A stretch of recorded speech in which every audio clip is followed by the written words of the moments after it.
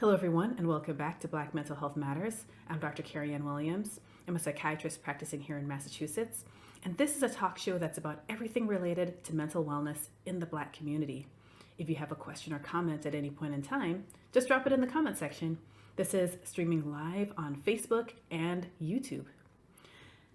Well, guys, it's that time of year again, and I wanted to give you 10 tips for how you can support your mental health this holiday. I'm just going to get straight into it. These tips are in no particular order. So if you're interested in learning some ways to support your mental health this season, then keep listening. Tip number 1, make room for the memories. Make room for the memories. Many of us have lost family members or friends over the past year. It's been such a time of loss, and we can't help but feel the difference when that person isn't sitting around the table, when that person isn't visiting with us, that person isn't exchanging gifts with us. It is truly one of the most difficult times of year for grief. And most of us have, some kind of holiday routine, and despite any mixed feelings that we may have about the person that you lost, the holidays are usually a time when we try to stay positive and we try to put those things aside and we try to come together as friends and family. My first tip, this tip number 1, make room for the memories, comes with a question. What are you doing to honor the memory of those that you lost this year? What are you doing to honor the memory? Plan something specific. Make room for the memories. Sometimes people will tell you, try not to think about it. I would say that you don't have to suppress or try to forget.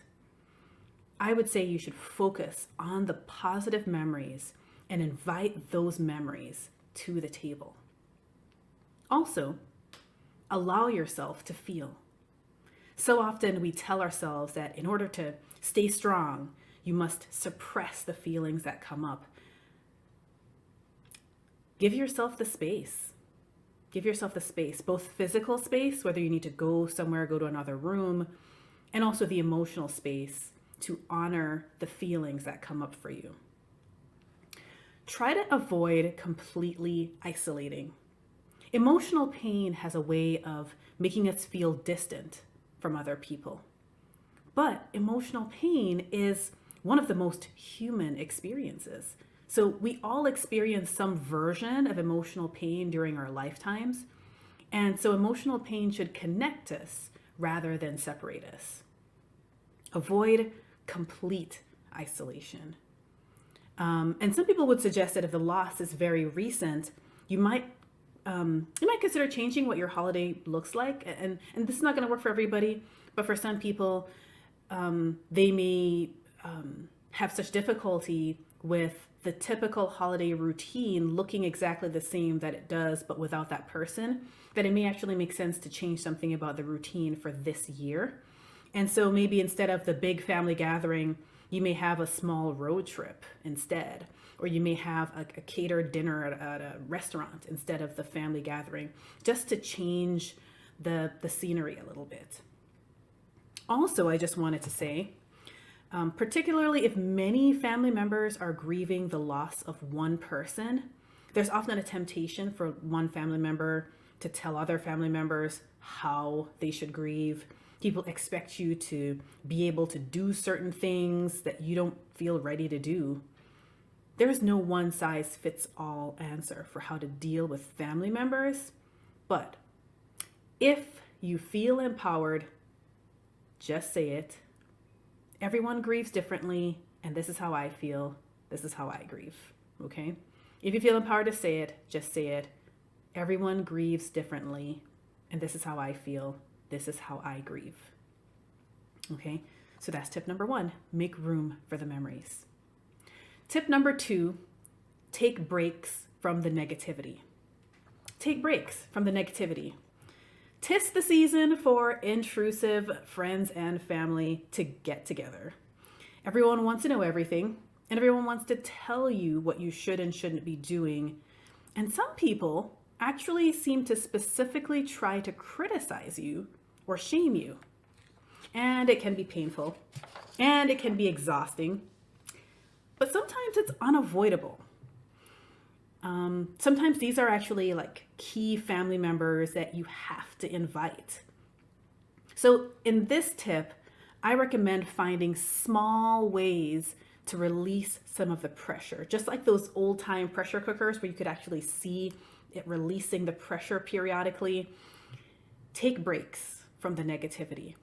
And this could look like things like going on errands that you don't really need to go on, but you just want an excuse to get out of the house.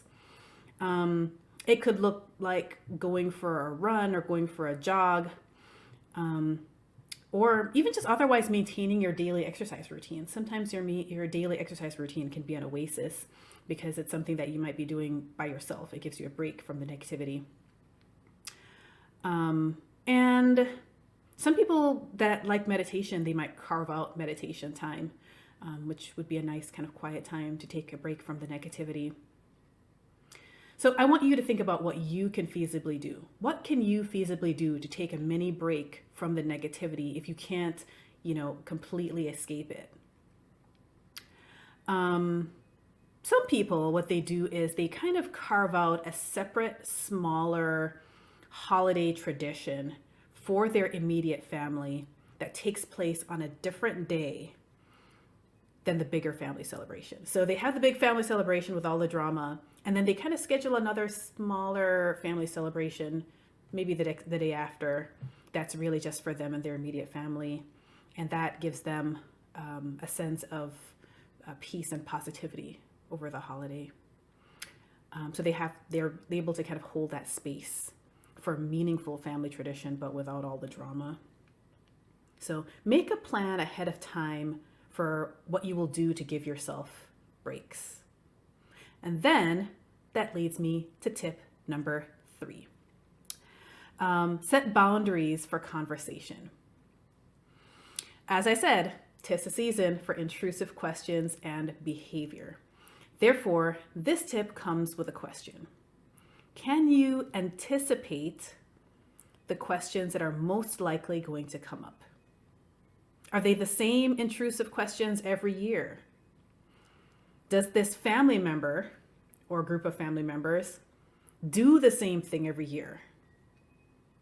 If there's an element of predictability to this, then try, if it is feasible, to make a plan ahead of time for how you're going to answer the questions and address the situation. Consider getting advice ahead of time for what you're going to do, rather than just dreading it or just getting angry. Anticipate and plan for what your way will be of saying no and what your diplomatic or clever way will be of getting out of answering a question, whether it's using humor or some other diversion tactics. Sometimes it can feel like you can't say no to people until you actually try doing it. So ask yourself the question, what's the worst thing that could happen if I don't answer this question? What's the worst case scenario? What's the worst thing that could happen if I indicate that I want to change a topic? Okay. Also, some people have found some success with proactively setting the topic of conversation, kind of proactively setting the tone for the conversation. So maybe they kind of start the conversation early in the direction that they want it to go in, which can sometimes divert or reduce the amount of time people spend on the less preferred topics. That might not be 100% successful, but it could be something that you could think about trying to do if you're in a position to set the tone for the conversation, to kind of lead the conversation. You might be able to kind of direct what the topics will be. But I just wanted to validate something, which is setting boundaries is exhausting. Even if you successfully set boundaries, you did get out of answering those questions directly, it's still exhausting. You still have to deal with even the criticisms from people, sometimes the shaming things, even if you don't have to answer questions. At the end of the day, it's all still very tiring. And so you need to have a post-boundary setting recovery plan. And this kind of leads me, therefore, to tip number 4, which is, you guessed it, Have a post-holiday recovery plan. Have a post-holiday recovery plan. And now this goes beyond just recovery from boundary setting. This is post-holiday recovery. So don't just crash after the holidays are over. Crashing is not the same thing as recovery.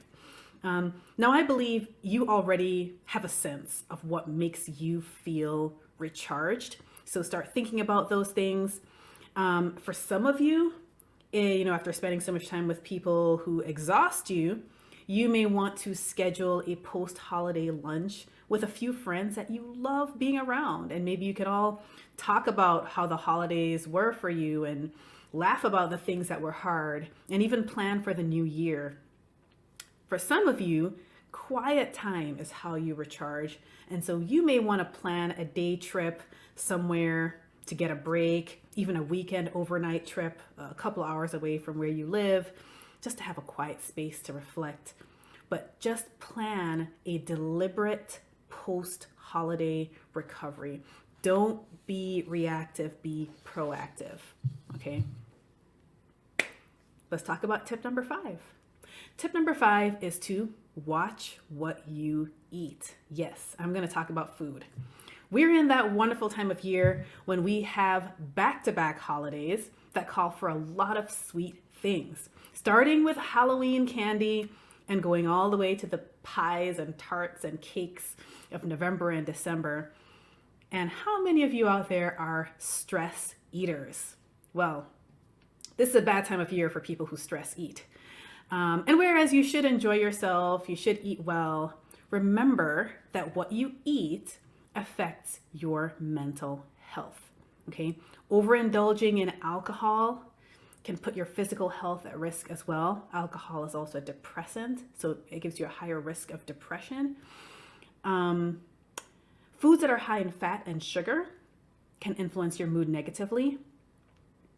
And the other thing to remember is that the way that you eat most of the time throughout the year will lead to certain native kind of gut bacteria, what we call gut flora, okay? And so during this season, when you're eating a lot of different foods, you can end up with indigestion because your gut bacteria, gut flora is kind of not really exposed to that all the time. So all that gut bacteria is going to respond maybe a little bit differently to all these strange foods, maybe producing a lot of gas, leading to irritation and indigestion. So take it slow. Take it slow. And maybe I should have said this before Thanksgiving dinner, but yeah, take it slow. There's more food to come. There's more food to come. So find your way to balance having healthy foods along with your special holiday foods. It's okay to allow yourself to eat your special holiday foods, but just, you don't have to eat all of the sweet things, even when they're offered to you, okay? Extra pie, extra cake can be frozen and saved for later. And guys, do you have to make all the holiday dishes that you're telling yourself that you're obligated to make? How much of it is really you feeling bound by tradition? And how much are dishes that you actually enjoy making and eating? So poor diet combined with the stress of the holidays can lead to depression. It can lead to irritability in your mood. It can lead to even agitation and being very reactive and snappy with people. And for those of you that engage in emotional eating when you feel sad, eating when you feel happy, eating when you feel angry, stressed, etc., that's a bigger topic than I can cover today. But I would recommend intentionally making a plan ahead of time for how you will manage that. Try to be proactive and less reactive. Do some research about what people recommend for people who eat emotionally during the holidays. And let me know if that's a topic that you want me to cover on a future show, emotional eating. So that's tip number 5, watch what you eat. Tip number 6 is to be mindful of loneliness. What about loneliness? Especially with COVID-19, many of us are isolated from one another. But even without COVID-19, holidays have always been a lonely time of year for many people. You can feel lonely even around other people. And I can't tell you that there's a magic one size fits all solution for loneliness, because everyone's loneliness is a little bit different. People feel lonely for different reasons. But here are a few things to think about.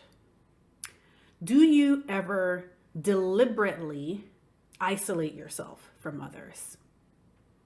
Not just physically due to COVID, but even just virtually. You're just not really texting or calling people. Do you deliberately isolate yourself from other people? Do you have social anxiety? Is that part of the reason why? Do you just not feel like talking with other people? Because in those situations, if that's their cause of loneliness, then you already know what you need to do, right? If you have social anxiety, the antidote is to face your fears despite feeling afraid, because avoidance makes social anxiety and loneliness worse. So take the extra step and reach out by text, by phone, by holiday card. Plan that lunch, plan that dinner with your friends. Okay, the second thing to think about is your loneliness related to someone who's missing through maybe divorce or through death? There isn't anything that can replace that person this holiday. So it's not really about replacing the loss with other people, even though sometimes that can temporarily offer some amount of relief to be around people. You can't really replace that person. So it's more about, how are you going to manage the feelings? How are you going to manage, and how are you going to manage the thoughts? Your mindset is really important. What are you choosing to focus on? What is your meditation, essentially? What is your frame for how you will think about things? So you can't replace the person, but you can think about what you're thinking about and focus on your mindset. Loneliness has a way of making people spiral and wallow in self-pity. In this way, managing loneliness may involve managing feelings of self-pity. And in this way, I'm talking about seeing yourself as a victim of your circumstances. That's my kind of how I'm defining self-pity here, is seeing yourself as a victim of your circumstances, because self-pity kind of makes you powerless. It makes you helpless. You can't do anything. You're a victim of your circumstances. So what would you say is the antidote for self-pity? How do you deal with that mindset that tells you you're helpless and powerless and you're a victim of your circumstances? So that's a mindset that you have to think about and deal with. And that's not something that being around other people can necessarily help you with. So next thing I want you to think about with loneliness is that some people are lonely not because they've chosen to be apart from other people, but because their family has excluded them and marginalized them for one reason or another. And so in that situation, you again have to think through several things, really. What's going to be helpful for you? Would it be helpful for you to spend time with friends or your friends' families, basically spending time with another family? For some people, they're okay with that. And for some people, it just makes them feel like an outsider. So sometimes helpful, sometimes not always helpful. In this situation also, are you struggling with self-pity again? Are you struggling with feelings of helplessness and powerlessness in your situation, feeling like a victim of your circumstances? Is it a mindset that you have to kind of work through? Okay. What's the mindset that you need to have at this time? Okay. What do you already know in your heart that you need to do? Because often there is some kind of a gut feeling of what you need to do. What is your heart telling you? And the last thing I'll say about loneliness is, how helpful is it for you to be on social media watching everyone else post the highlight reel of their family celebrations? If it's not helpful, don't be afraid to slow down how much you're using social media. Maybe just check it less frequently. You don't have to be on a ban of social media unless you want to, but I would recommend maybe just slowing down a little bit on, constantly checking social media, particularly if you're alone over the holidays, because social media has been proven to cause people to feel more depressed. Okay. Let's move on to tip number 7. Again, in no particular order. For your mental health this holiday, I would say Acknowledge and adjust to illness. Acknowledge and adjust to illness. So let me explain. Sometimes health problems can lead a person to not be able to fully participate in the holidays in the way that they would want to. Sometimes a change in weather, like the colder weather, can exacerbate certain conditions. The consumption of rich foods can worsen certain health conditions. The stress and the poor sleep can cause exacerbations of certain conditions. In this tip, I want to remind you not to neglect your health. Don't just say, I'll deal with it after the holidays. This is both physical health and mental health. Don't just say you're going to deal with it after the holidays. Stay ahead of it to avoid health crises. Keep an eye on your need for medication refills. Okay. Remember, this is a time of year where a lot of people take time off, including your healthcare providers. They may take days off. And even though they have coverage, I would say that in order to avoid delays, don't wait until the last minute for appointments and refills. If you have a chronic illness that affects your mobility or that affects your diet, be patient with yourself and set reasonable expectations to reduce disappointments, reduce other problems. And please, please do not drink alcohol if you are taking medications. Alcohol and medications don't really mix well together. So I know this is a season where people tend to drink alcohol if you're on medications. Please be mindful. Also, I would want to just say, depending on what your illness is, you may need to relinquish some control and delegate some tasks without micromanaging. Okay. So just think about that. And also some of the other things I mentioned earlier, which is like be intentional about your post-holiday recovery plan, because the holidays can be very exhausting. And if you already have some kind of an illness, it can even be more exhausting. So be intentional about a post-holiday recovery plan. Don't just wait and crash. Be intentional about what you're going to do post-holiday. Take mini breaks from the stress, mini breaks from the negativity. Okay, so that's tip number 7. And now I just have a few kind of shorter tips. Tip number 8 is to get a gift for yourself. I know this is not any kind of rocket science, but get a gift for yourself for your own mental health this holiday. Regardless of what you celebrate over the holidays, many of us give and receive gifts.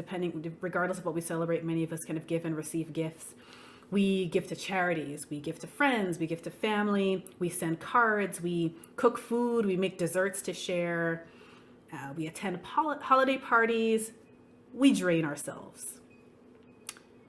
Tip number 8 is that for your mental health this holiday, do something special for yourself. So either that's buying yourself something or planning something just for yourself, an event or whatever. Think about it, be intentional about it. Do it for your own mental health. Tip number 9, and this one is my favorite. It's to do a countdown. So when I was a teenager in the 90s, one of the things I looked forward to all year were the countdown lists that they would have on TV on New Year's Eve. In particular, I used to watch a lot of music videos on MTV and BET, and I used to watch a lot of music videos in the 90s. That's just something I did. And at the end of the year, I remember in particular, MTV had a countdown of like the top music videos all year. And I can't even remember now whether it was a top 10 or top 20 or top 100. I just remember that it was a countdown. And I remember I enjoyed the process of seeing if the music videos that I loved the most ended up making it to the top of the list. If my top music videos matched their top music videos. And it was just so much fun for me. And there were a lot of other kinds of countdowns that happened as well for various things. And it was always just so cool because I thought, it's such a fun year in review to think about all the best things and to rank them. And so it made me think, what if I made a countdown of the things that I enjoyed about my own experiences this year? What did I enjoy the most this year, right? So my recommendation for tip number 9 is that you make your own top 10 list of the best things that happened this year and rank it, starting with number 10, going all the way to number 1. Okay. And it's something you can do by yourself. It's something you can do with your kids or with your family. Kind of, sit down and say, what are the top 10 best things that happened to us this year? Starting with number 10, coming in at number 2. What is number 1? And so basically you can't just get away with saying, oh, I'm just happy to be alive, because that's just one thing. You've got 9 more things that you've got to, write and rank. So try to be specific about the things that you're grateful for. But I think it could be a really fun activity, and it's one way to boost your mental health these holidays, particularly maybe the post-holiday, but you can even do it sitting around the table at a holiday celebration or even a holiday party. It's even something that people can talk about at an office party. What were the 10 best things that happened to our company this year? I think it could be a really fun thing to have a top 10 countdown. You can even do it on social media, like hashtag top 10 2021, countdown. I think that could be really cool to share with other people as well. So tip number 9 is to do a countdown of your top 10 things that happened, starting with number 10, working your way up to number 1, the best thing that happened to you this year. All right, so lastly, tip number 10. And again, these ones are in no particular order. This one is not a countdown. It's just 10 tips. And it is to receive. Pretty simple, receive. The holidays are a time when there's so much to take care of, and it's okay to get help. Okay. If someone offers to help you with something, give them a way to help you. Think about how often you decline offers of help. How often do you say, no thanks, I'm good, I'm fine, I'm okay? How about saying thanks and allowing others to have a way to help you? Okay. I know they're not going to do it exactly the way that you would have done it, but there is so much joy in doing things together if you are able to let go of perfectionism. Okay. You may even discover that, gasp, someone else can do certain things better than you can. So maybe one way to reduce your stress this holiday is to share the burden with other people. Guys, those are my tips. What are some of your ways of supporting your mental health this holiday? I would like you to share your tips so that other people can benefit. You can drop it in the comment section. I recommend that you should be very intentional about what you're going to do to support your mental health this holiday. Try to be more proactive than reactive. And remember that COVID-19 is still out there, so be safe, follow reasonable precautions, wash your hands often, and stay home if you're feeling sick. Okay, so if any of these tips were helpful for you, leave me a comment and let me know that, hey, these were helpful. Have a great week, and I'll see you again next Sunday, 1 p.m. for Black Mental Health Matters. Take care.